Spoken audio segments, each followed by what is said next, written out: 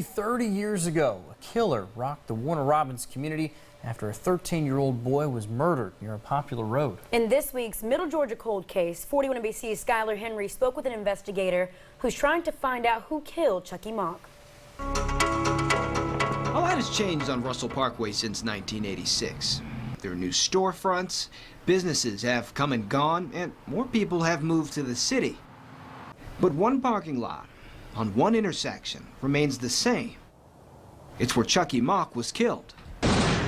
Chuckie Mauk's life ends at just 13, but his case unsolved. He was constantly on that bicycle riding the neighborhood. All the kids would ride the bowling alley parking lot. It's just, it's just what they did, just being kids.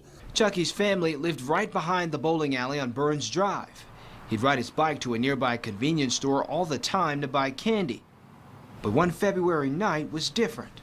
Sometime within those ensuing minutes, someone heard a loud pop. One witness that I've talked to actually described it as thinking it was a firecracker and kids playing. This is where Chuckie's body was found. He lived in the neighborhood just beyond this fence post.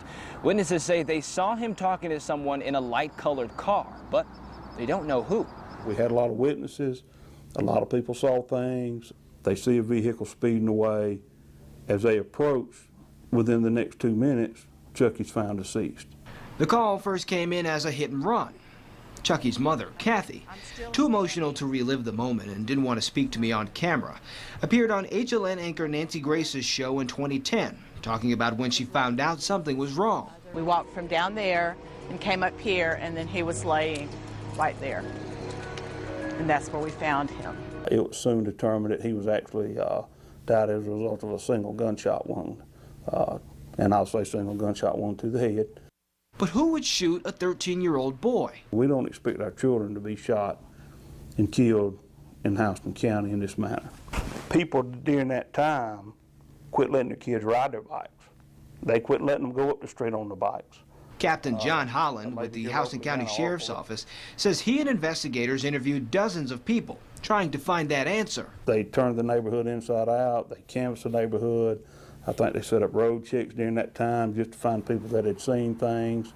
And even to this day, we do get calls with people that either have some information or have an idea about who may have been involved. There is still no suspect. It's a tough conversation for Holland, especially when he talks to Chuckie's mother. She still has some hope that one day she'll get some resolution. But it's difficult. Clearly still a sore subject for the longtime officer, and he isn't wasting any time waiting for justice.